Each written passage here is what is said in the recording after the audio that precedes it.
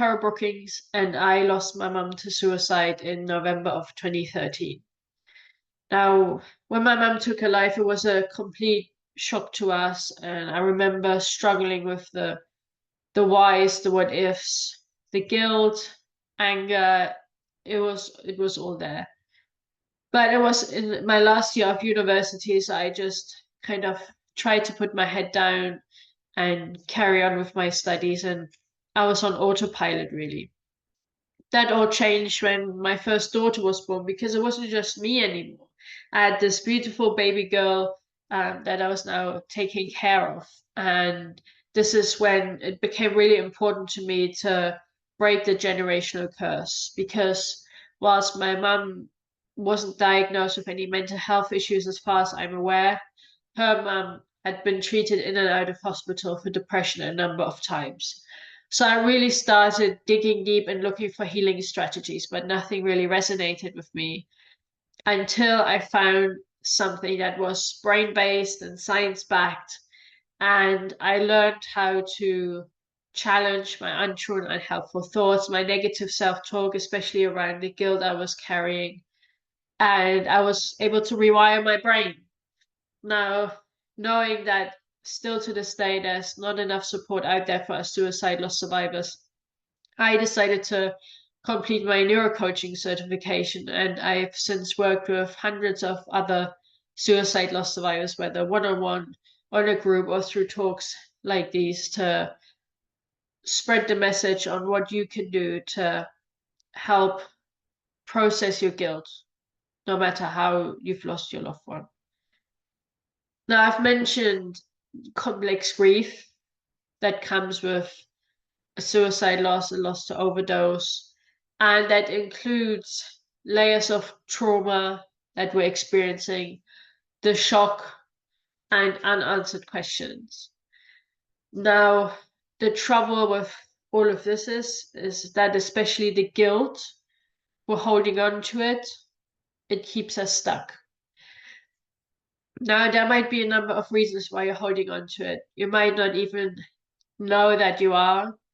Maybe you don't have the tools to process your guilt, or you might think that by holding on to your guilt, you're keeping your loved one close, or maybe you think you don't deserve to let go of your guilt. Now, the trouble with that is that holding on to your guilt keeps you stuck, and you really need to process your guilt before you can deal with anything else, the other sides of the grief. And I like to use an analogy to just paint a picture of how that works. So if you imagine you've got a jar, you've got water in the jar, the water represents, the sadness, the heartbreak, your grief in general. On top of the water, there's a layer of oil, and the oil represents your guilt. Now you can shake the jar and the oil and the water, so the grief and the guilt will mix up while you shake it, but in the end, the oil or the guilt will always sit back on top of the water. So you really need to remove the oil first to be able to get to the water.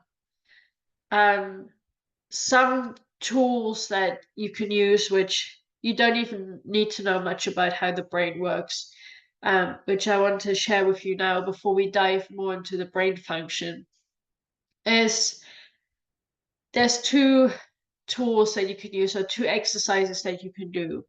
And just a little bit of background. One of the reasons that you're holding onto this guilt is because your brain wants to feel like it's in control. And if it was true that you could change the outcome of your loved one's death, then it means you're in control and everything's predictable, and the brain really likes that. The other side, or the flip side of that, is if you were able to let go of your guilt, you would essentially admit that you were helpless in preventing your loved one's death. And to the brain, helplessness is really scary. So it's holding on to this, and it will tell you everything that it believes you did wrong, all the things that you missed, the things that you could have done or should have done.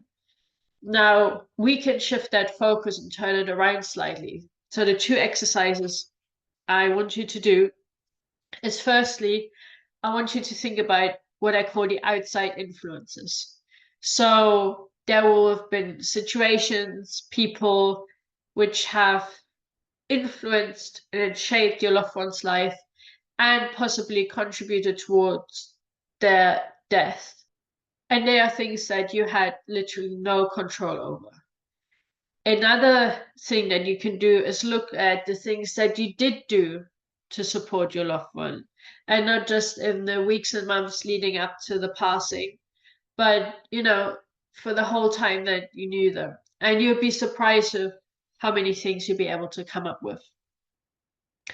Now, the great news is that the brain is always adapting. It always wants to be as efficient as possible. And the brain has the capacity to rewire and to heal from the complex grief and the trauma you're experiencing. It's also referred to as neuroplasticity. Now, a couple of things that I want you to know before we dive deeper into this is, firstly, not all of your thoughts are true and or helpful. So just because you think something doesn't mean it's true. And you're the creator of your thoughts. You get to decide what thoughts you want to be thinking. And I'm gonna now share with you how you can use this to rewire your brain. So there's essentially 4 steps in that. Firstly, you want to really start paying attention to your thoughts, especially any untrue and unhelpful thoughts and negative self-talk. That's step 1. Really start paying attention. Don't live on autopilot anymore. Then the next step is to actually write down those thoughts. And you want to make sure you write them down word for word. You don't want to paraphrase them. The third step is to refute those thoughts. And there's 2 parts to this.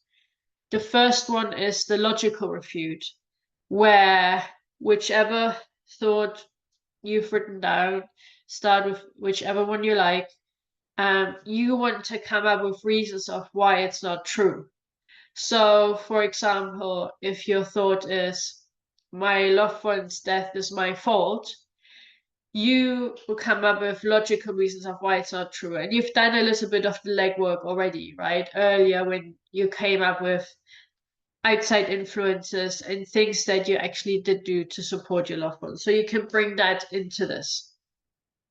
The other part of the refute is called the mirror refute.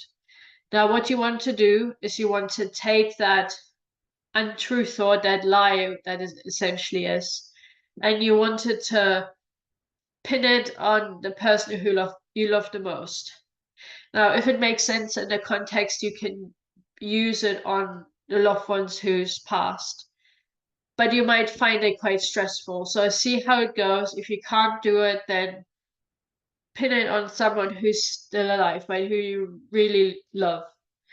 And what you want to do is, so again, if it was, your thought, my loved one's death is all my fault, and the person you're pinning that on is called Bob, you would say, my loved one's death is all Bob's fault. Now, you want to say that out loud about them, but not to them. And the first thing you'll notice is you probably won't even want to say it, which is interesting because you say it to yourself all day about yourself. But if you do manage to say it, you will come up with all kinds of reasons of why it's not true for them. So again, you want to make sure you write them all down, and then you look at each of the reasons one by one, because what you'll find is that a lot of them also will apply to you. So what you will have after the 2 refutes, the logical refute and the mirror refute, is a load of statements challenging that untrue thought that you had at the beginning. Now, just make sure they're all written about you if you've mirrored it on someone else. And then you want to get out your voice recorder. Most phones have one these days. and you want to read them out one by one and think about, how you want to say it, because we really want the brain to take it in. Once you've done that, you've done the bulk of the work. Now, the next step and the final step in the rewiring of the brain is that every morning, first thing in the morning when you first wake up, and last thing at night, just before you go to sleep, I want you to listen to these statements. And we do it first thing in the morning to replace the negative thoughts that you're having with more positive thoughts and to set you up really well for the day. And we do it last thing at night to tell your subconscious what you want to be thinking about, because even when you're asleep, your subconscious is always active. Now, you might wonder how long you need to be doing this for, and the answer, it depends. You probably notice some differences in your thinking after around 3 weeks, but brain scans have shown us that it takes around 67 days for the brain to be fully rewired. What I recommend you do, though, is that you check in with yourself on a regular basis and think, okay, does that old thought, that untrue thought, does that still feel true to me? Or is it the new thoughts that now feel true? And then you can, do that with other thoughts that you're having. You can update it over time. So what I want you to know is that healing is possible after losing a loved one, even to suicide, even to a drug overdose. And if you just take away one thing from this talk and you're not ready to do all of the steps yet, it's just start paying attention to your thoughts and know that not everything that you're thinking is necessarily true. And remember, there's no reward for speed with grief. It's not a race, but at the same time, time doesn't heal all wounds. It's so important what you do with your time. So take a step each day. Even baby steps are steps in the right direction. But be sure to start processing your complex grief and start with the guilt. Thank you for watching.